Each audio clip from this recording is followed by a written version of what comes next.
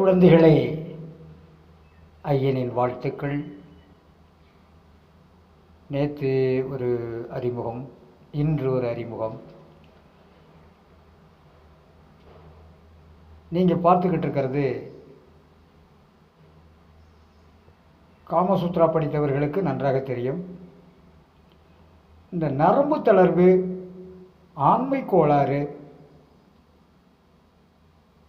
வீரியமில்லை, எழுச்சி இல்லை, ஆர்வம் இல்லை, குடும்பத்தில் பந்தம் என்பதே அறவே இல்லை என்பவருக்கு இது ஒரு அருமையான சொல்யூஷன்.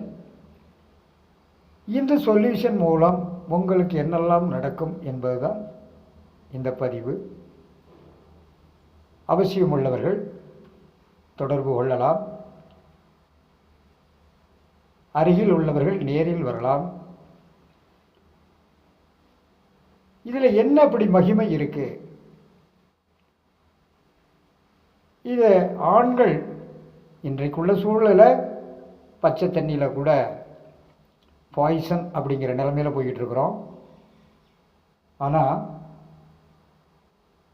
அது எவ்வளவு பேருக்கு உண்மை அப்படிங்கிறது தெரியாது.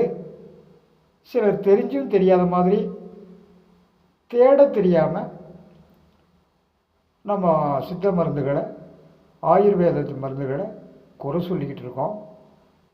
ஆனால் இதில் பெரிய விசேஷம் என்னென்னு கேட்டிங்கன்னா, சித்த ரகசியங்கள் பொதுவாக வெளியே சொல்லக்கூடாது. ஆனால் நாம் தெளிவாக நம்மக்கிட்ட வர்றவங்களுக்கு எல்லா விதமான விஷயங்களையும் ஒளிவு மறைவு இல்லாமல் நம்ம எடுத்து சொல்கிறோம். இது ஒரு சின்ன சின்ன எக்ஸாம்பிளுக்கு தான் இந்த வீடியோக்கள்லாம். ஆனால் இன்னும் நேரில் வந்து பார்த்திங்கன்னா இதை விட பயங்கரமான விஷயங்கள்லாம் காத்துட்ருக்கு.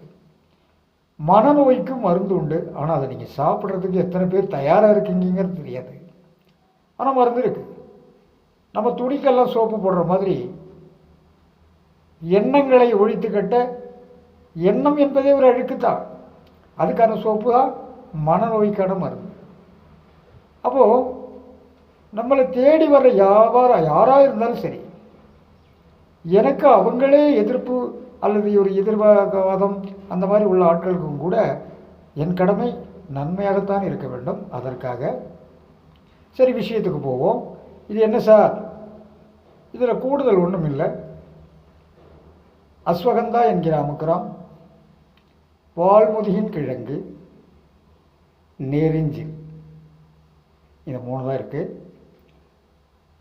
இதை தேனில் சாப்பிட்டால் ஒரு குணம், பாலில் சாப்பிட்டால் ஒரு குணம், வெந்நீரில் சாப்பிட்டால் ஒரு குணம். ஆனால் உண்மையிலேயே எந்த வயசுக்காரங்களுக்கும் இது பத்தியமோ பக்க விளைவோ இல்லை அவங்க தான் சாப்பிடணும் இவங்க தான் சாப்பிடணும் அப்படிங்கிறதுலாம் கிடையாது. அந்த நரம்பு தளர்வு உள்ளவர்கள் தேனில் சாப்பிடலாம். அல்லாதவர்கள் பாலில் சாப்பிட்டாலும் போதும், அது பலம் ஸ்டாண்டர்டாக நிற்கும்.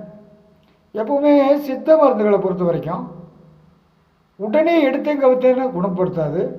மெல்ல மெல்ல மெல்ல மெல்ல கொண்டு போய் ஸ்டாண்டர்டாக அந்த குறைபாடுகளை நிவர்த்தி செய்யும். அதுதான் சித்த மருத்துவத்தின் மிகப்பெரிய ஒரு ரகசியம். அப்போ இந்த மாதிரி சின்ன சின்ன விஷயங்கள்லேருந்து பெரிய விஷயங்கள் வரைக்கும் நம்மளுடைய தேடல் குறைவு. அதனால் அவசியம் உள்ளவர்கள் நம்மளை நேரில் தொடர்பு கொள்ளலாம்.